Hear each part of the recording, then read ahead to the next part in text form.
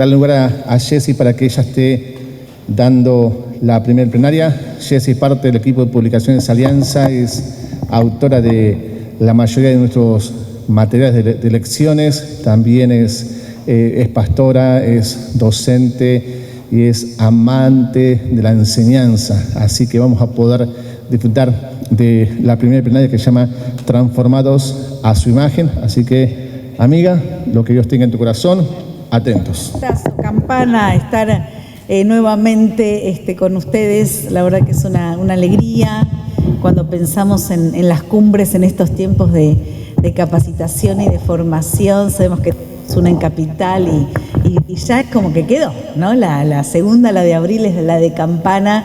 Bueno, la plenaria entonces de inicio de este encuentro tiene que ver con la temática, con el nombre que el Señor nos ha dado para esta cumbre, y que es Transformados a su imagen. Débora va a tener la plenaria de cierre, que es una transformación, nos va a plantear la transformación desde adentro hacia afuera. Un día de talleres con temáticas que tienen que ver con la niñez, con adolescentes, hablando también de la pastoral, de la niñez, hablando también de la persona del maestro, de las clases, hablando también del preadolescente, comunidad también de desafío. Y yo cuando recorría todo lo que vamos a ver hoy, digo, wow, hoy tenemos, el Señor nos ha preparado una comida potentosa, una comida fuerte.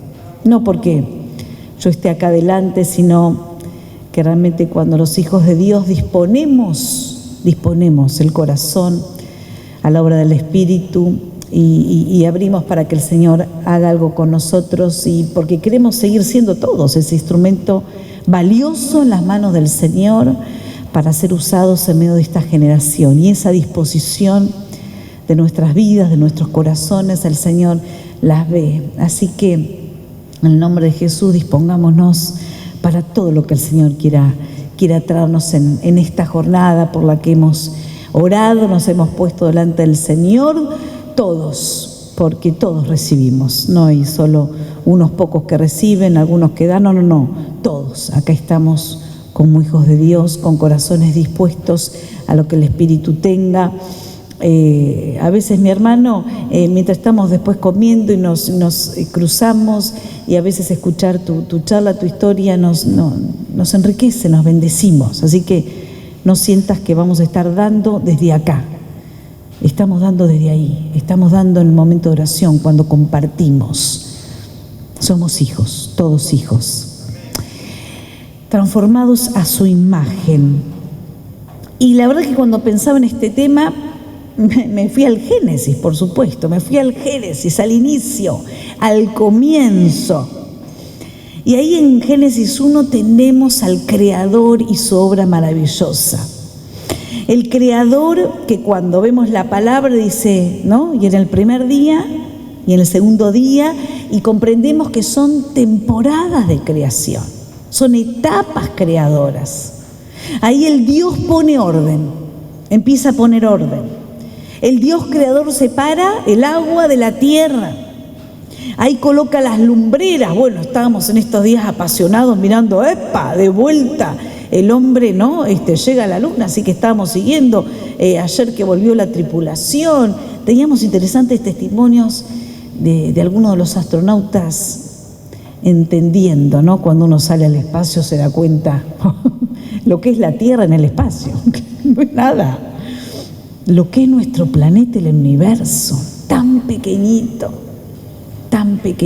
un Dios poderoso que sostiene todo, ¿no? Qué maravilla. Y ese Dios que puso lumbreras, ¿no? El sol para el día, la luna para la noche. Es el Dios que crea las montañas y los ríos y los lagos y los mares. Es el Dios que crea especies de animales diversas. Los que vuelan, los que corren, los que se arrastran, los que nadan. Es el Dios que también a los animales los viste diferentes, ¿no? Con plumas, con pelos, con aletas, ¿no? Y de otras cosas. Y al cabo de cada día, el Dios creador es ese Dios que, como un gran artista, toma distancia de la creación, mira y dice, esto está bueno, quedó lindo esto está bueno. Y llegamos entonces a Génesis, los textos van a estar para que podamos leerlos juntos, Génesis 1, 26, 27 y el 31, y lo leemos juntos, lo que dice la palabra en Génesis 1. Entonces Dios dijo: hagamos a los seres humanos a nuestra imagen, para que sean como nosotros. Ellos reinarán sobre los peces del mar, las aves del cielo, los animales domésticos, todos los animales salvajes de la tierra y los animales pequeños que corren por el suelo. Así que Dios creó a los seres humanos a su propia imagen. A imagen de Dios los creó, hombre y mujer los creó. Entonces Dios miró todo lo que había hecho y vio que era muy bueno.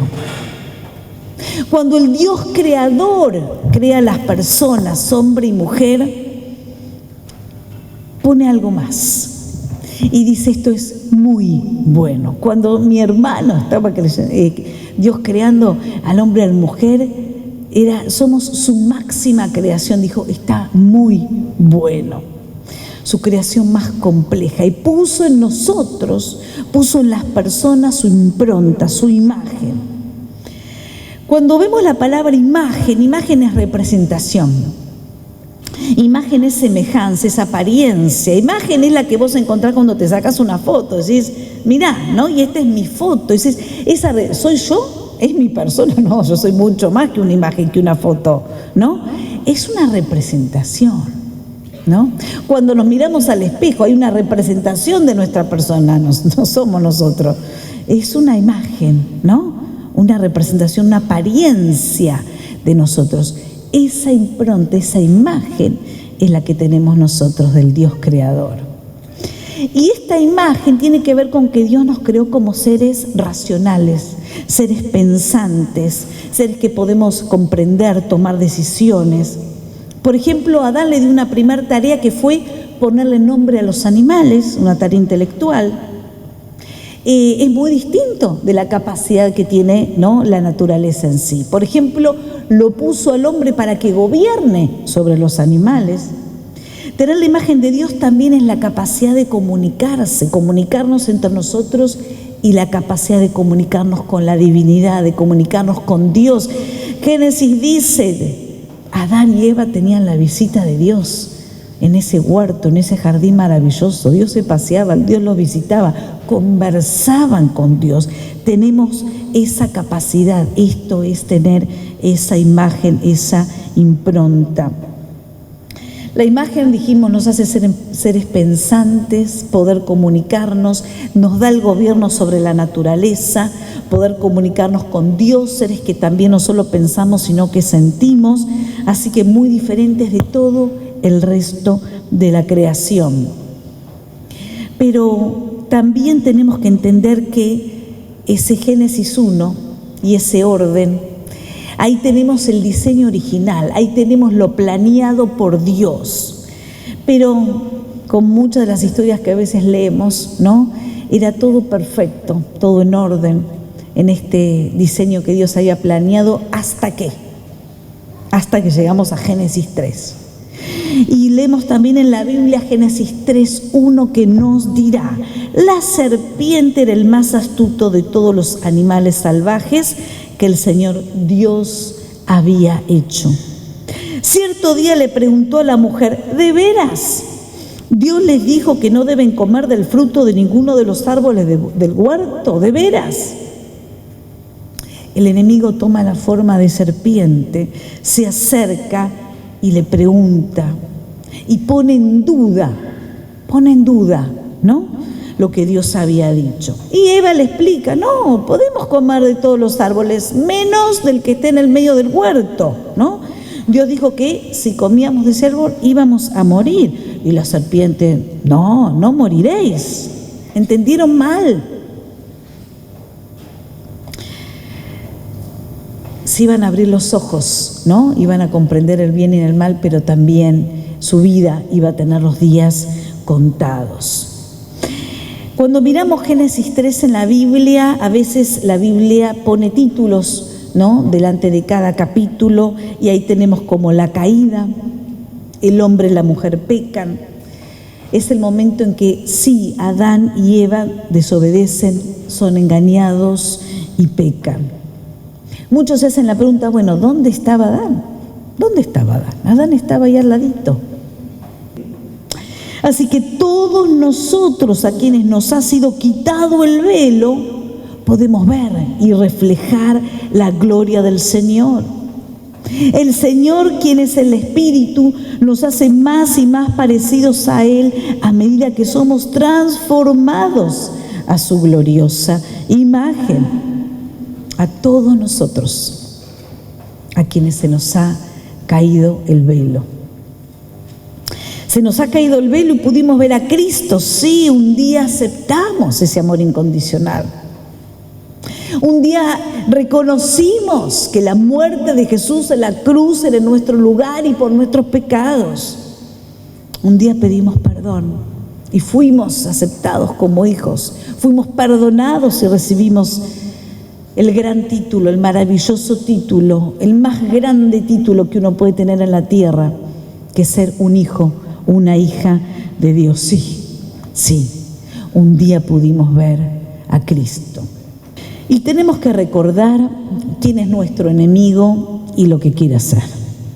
No podemos hablar de transformación y de procesos si no nos damos cuenta y no discernimos que estamos en batalla. Si no nos damos cuenta que así como está el reino de la luz, está el reino de las tinieblas y de la oscuridad. Y que el enemigo, su misión es, está dicha en Juan 10:10, es robar, es matar y es destruir.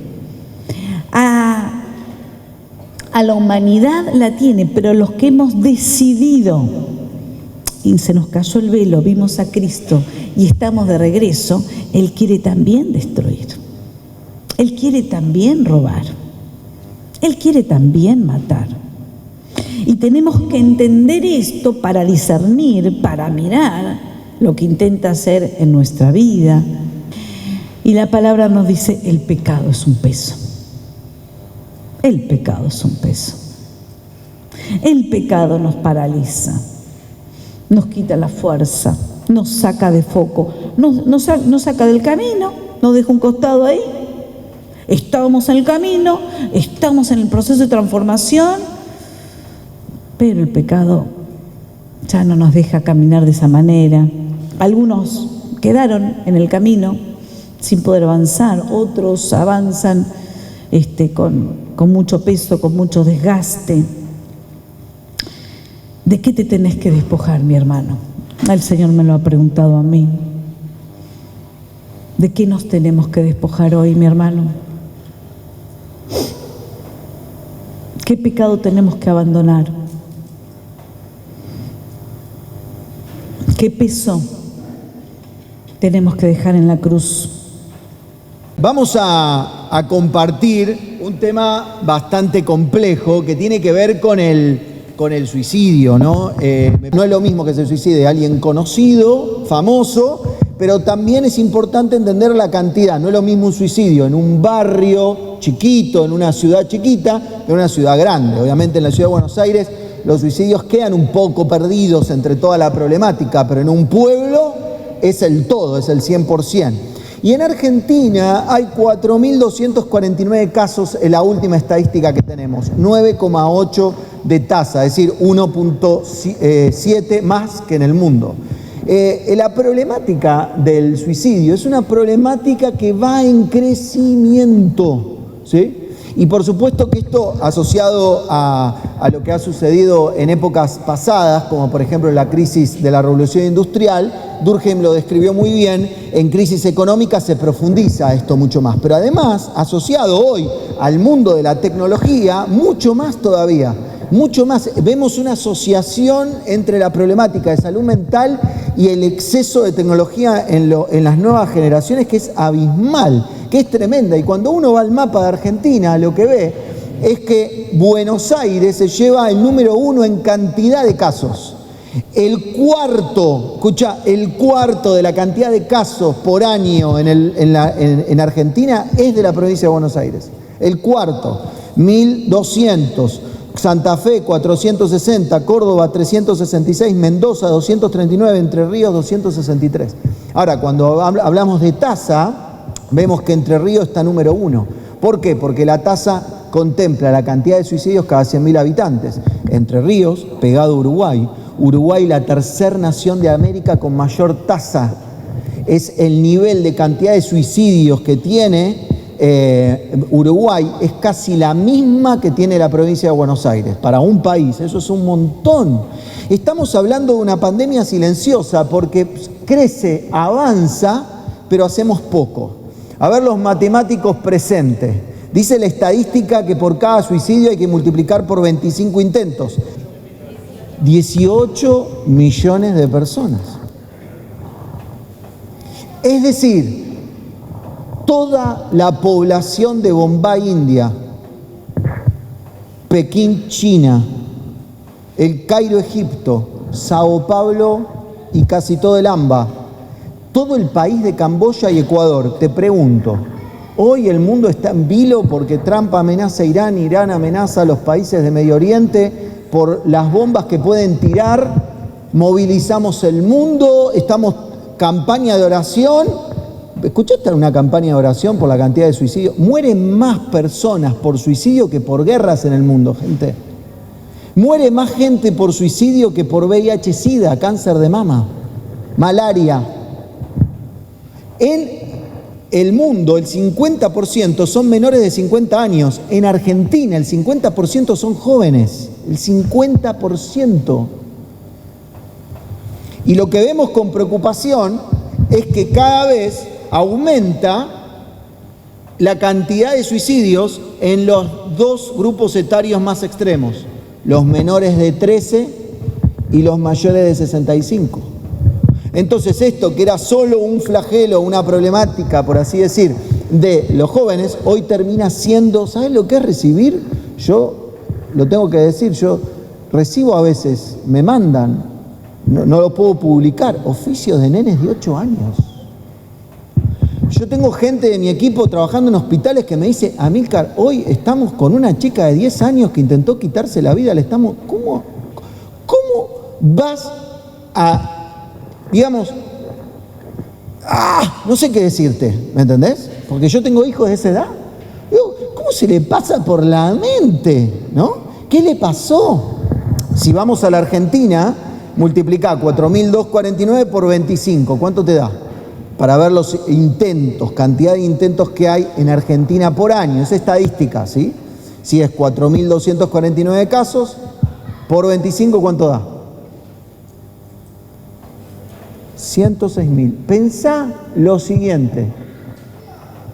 Cada vez que Argentina juega en River y toda esa gente está gritando un gol de Julián Álvarez o Messi, es la cantidad de intentos que Argentina tiene por año de suicidios. Factores de riesgo. La depresión es uno, pero no el único. Y la pregunta es si es el detonante o el predisponente. Si es el que va llenando el vaso o el que va. Falta de una red de contención es otro de los factores de riesgo más común y más fuerte. ¿Por qué digo esto? Falta de una red de contención es cuando voy al hospital, que tiene médico, pero voy y lo que recibo es incomprensión. No tenés nada, piba, volvete a tu casa. Lo que estoy diciendo, los mismos médicos lo dicen. No lo digo yo de manera crítica, mi esposa es médica, no podría permitirme criticar a los médicos, estaría criticando a mi esposa. Hay un paper de hace un par de años atrás, de 1, 2, 3 años, que dice que la principal causa de muerte del suicidio en las nuevas generaciones es la poca preparación de los médicos de guardia al atender este tipo de consultas. ¿Y saben qué? Perdón que lo traslado, pero esto pasa en los colegios, en los clubes y en las iglesias también. Cuando nosotros no comprendemos el dolor, cuando nosotros no comprendemos el sufrimiento y cuando no proyectamos ese dolor en un posible suicidio, de ahí viene nuestra principal acción como iglesia, perdón que salte rápidamente, ¿no? Las personas que se quitan la vida no quieren acabar con su vida, esa es la frase que nosotros usamos principal, sino quieren terminar con el dolor. Anotá esa palabra, dolor, sufrimiento. Es decir, no es que quieren suicidarse, lo que quieren es callar esa acumulación de problemas, conflictos y crisis, ese dolor y ese sufrimiento. Entonces, ¿qué podemos hacer como iglesia? Desandar el camino del dolor. Cuando nosotros como iglesia sanamos heridas del abuso, cuando nosotros como iglesia ayudamos que familias se reconcilien, cuando nosotros como familia, como iglesia, ayudamos a que los chicos se encuentren en un lugar donde tienen tíos, hermanos, abuelos, cuando nosotros ayudamos a que salgan de las adicciones, cuando nosotros le brindamos perspectiva de futuro y los ayudamos a que encuentren vocación, déjame exagerar por un momento, estamos previniendo el suicidio. Todos nos gusta, perdón por lo sádico, pero nos gustan los testimonios extremos. Me estaba por tirar del tren y vino un ángel y me rescató. Ok, ese es un caso. 727.000, ¿cómo hacemos? Dejale a Dios la parte de Dios. Y si Él quiere ahora mandar 727.000 ángeles, que lo mande. Pero la cosa que tenemos que hacer nosotros, somos nosotros los responsables, no podemos echarle la culpa a Dios. Entonces, cuando trabajamos el tema suicidio, tenemos que entender que hay una demanda de lo urgente, pero también hay una demanda de lo importante. Seamos iglesia coherente. Seamos maestros que le importa la vida de los nenes. Seamos pastores que no solo prediquemos el domingo, sino que estemos interesados en la vida de la gente de lunes a lunes. Construyendo una comunidad saludable, eso es lo más importante. No, porque a mí me dicen ahora, pasó lo de bullying, hago catarsis con ustedes, ¿no? Entonces, no, venía a hablar de violencia, ¿no? De Ecuador, de acá, de allá, de esto. Entonces me junto con los hermanos y le digo, hermano, está bien que me invite, me encanta que me invite, pero ¿cómo hago para dar 200 millones de charlas en los próximos 3 meses? Imposible. Construí un colegio saludable, construí una iglesia, de eso se trata. Y ¿saben qué? Vamos a tener que manejar la frustración. No vine a ser pesimista, solo vine a tener en este taller una que te confronte con la realidad. Vamos a enfrentarnos a casos los cuales se nos van a ir de las manos. La sensación del otro día con la nena de Merlo, digo, ¿cuántas veces fui a Merlo? ¿Cuántas iglesias hay en Merlo? ¿Cuántos amigos tengo en Merlo? Y se nos fue una chica. Se nos fue. O la chica de la eutanasia, ¿no? Suicidio asistido, más que eutanasia, allá en España. Llegamos tarde. Hay casos que vamos a llegar tarde. Entonces, muchas veces yo creo que no trabajamos estos temas por la frustración de no saber qué hacer o de la realidad que muchas veces se nos escapa de las manos. Yo vengo a animarte en realidad, a pesar de esos casos que haya, de poder animarte a ser una iglesia coherente, ¿sí? Y que pueda construir un espacio saludable. Hay 3 formas, hay 3 ejes de acercamiento al tema: prevención, intervención y posvención, ¿sí? ¿Bien? Prevención, intervención, posvención. En la práctica y en la realidad, la cantidad de casos que hay porque han aprendido, entonces por eso es tan importante hablar del tema. Miren, se lo explico así. Vamos acumulando problemas. Esos problemas nos llevan a crisis, conflictos. Esa acumulación de conflictos nos llevan a crisis. La acumulación de problemas, conflictos y crisis nos llevan a una visión de túnel. Los que se quieren suicidar no quieren suicidarse, sino quieren terminar con ese dolor.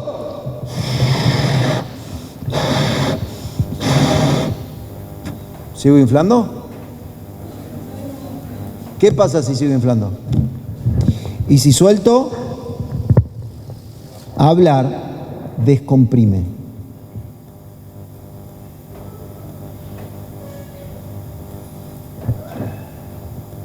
Hablar descomprime. Pero tengo que hablar en un lugar seguro. Anotá, lugar seguro. Las 3 C se tienen que cumplir: confidencialidad, confianza y comprensión. Si viene una persona y nos dice, traducido, es un dolor o problema no resuelto, conflicto, crisis, no puede de mi lado surgir, bueno, vamos a orar, ya se te va a pasar. Eso es incomprensión. Cuando Jesús se acercaba a un ciego, lo miraba, lo tocaba, le preguntaba, interactuaba, se acercó a la adúltera, comprendía el dolor, comprendía la carga, comprensión. Por eso es tan importante, me tomo mucho tiempo para explicar el problema. Guarda, con dentro de la iglesia, ser los que etiquetemos. Confidencialidad. Confidencialidad. Eso es construir un lugar seguro. Eso es lo que nosotros tenemos que procurar, no armar un programa super mega archi. ¿Sabes que no importa tanto qué bien o qué mal prediquemos? Importa que seamos gente confiable, comprensiva y confidente. Lo primero que hay que comprender es que todos damos señales. Especialmente las señales son no verbales en su mayoría. Una persona que se va a suicidar no lo anda publicando en general, ¿verdad? Entonces las principales señales son no verbales. Pero la urgencia de la situación me hace ver, empiezo de abajo para arriba, que todos los factores de riesgo que hablamos son señales. O sea, yo tengo que entender de que una persona abusada, que sufrió acoso, violencia, que está pasando por una depresión, una adicción, que no tiene herramientas de inteligencia emocional, bueno, lo que fui nombrando es una señal de que algo pasa. Y yo tengo que ayudarle a encauzar esa problemática, a mitigar el riesgo. ¿Por qué? Porque si no lo hago, vaso, se puede acumular y luego viene un caso detonante. Y lo exagero al máximo solo por los datos. Si los datos fueran menos, no lo diría. Pero como los datos son cada vez más grandes, entonces lo digo. Quedarse encerrado, durmiendo demasiado o demasiado retraído o irritable son señales de que algo está pasando. Escucha bien, algo está pasando. ¿Te acordás del semáforo que dijimos? Rojo, amarillo y verde. Si yo veo que alguna de estas señales aparecen en algunos niños o adolescentes, o familiar o compañero de trabajo, es un amarillo. Te tenés que acercar y le tenés que decir, ¿qué te pasa? ¿Cómo estás? Te quiero ayudar. Y si te animás a preguntarle, ¿estás pensando en el suicidio? Porque hablar en un lugar seguro descomprime, no multiplica, al contrario de lo que se creía. Esto es demasiado, ¿sí? Demasiado irritable, ¿sí? Demasiado encerrado, demasiado quedarse solo. No lo que normalmente un pibe es o una chica es. Algo le está pasando. Este es uno de los más claros. Pérdida de interés en cosas que antes tenía interés. Especialmente si es algo abrupto. Como su forma de vestirse también, si es algo abrupto. No estoy hablando del pibe que no se baña porque es adolescente. Estoy diciendo a alguien que le gustaba arreglarse y deja de arreglarse. Alguien que le gustaba tocar la guitarra, deja de tocar la guitarra. Le gustaba jugar al fútbol, deja de jugar al fútbol. Por eso digo que es tan importante el maestro de escuela dominical, el maestro de club, el docente, que si un pibe falta una actividad que antes le gustaba y falta una vez, 2 veces, tiene que ir a visitarlo, porque algo le está pasando. Puede ser que esté enfermo y no pasa nada, o puede ser que esté atravesando una situación re oscura y necesita la luz del evangelio para que llegue a esa familia, a esa casa. Mitos. Todo el que se suicida está deprimido. No, error. Es un tema tan complejo que pueden ser un montón de factores. La depresión es uno de los factores, pero no el único. Hubiera estado mal si yo ponía ahí todo el que sufre bullying, todo el que sufre un acoso. No hay una única causa, es multicausal. ¿Es menos frecuente en niños y en adultos mayores? Sí, es menos frecuente, pero vemos con preocupación el aumento de los casos. Y lo mismo que pasaba hace 10, 20 años, que veíamos con preocupación el crecimiento en los jóvenes, hoy tenemos que decir que son la mayor cantidad, entonces tenemos que prestar atención. Preguntar a una persona su intención es de matar, ¿se incrementa el peligro que lo realice? No, descomprime. 4. El que se corta a sí mismo no quiere suicidarse, solo está queriendo llamar la atención. 2 errores en esa frase. La primera, el que se corta a sí mismo, la biblioteca está dividida, pero la pastoral y mi equipo, nosotros decimos que la autolesión es la previa a un posible suicidio. Entonces, la autolesión no es simplemente un juego, una exploración, no, está probando cómo has hecho. El juego de la ballena azul y otros juegos que salen por allí, lo que hacen antes de que el chico practique el suicidio es autolesionarse. ¿Y por qué lo hacen? Por esta sensación de pasar los límites, ¿verdad? El segundo punto, ¿está queriendo llamar la atención? Sí, prestale atención, porque evidentemente los canales que tiene para comunicar ese dolor están rotos. Entonces la manera que tiene para hablar es autolesionándose o amenazando o diciendo. Una persona que se va a suicidar no emite señales de que lo va a hacer, bueno, ya dijimos, sí emite señales, muchas de ellas no verbales. Y por último, la prevención es tarea de todos, claro que sí.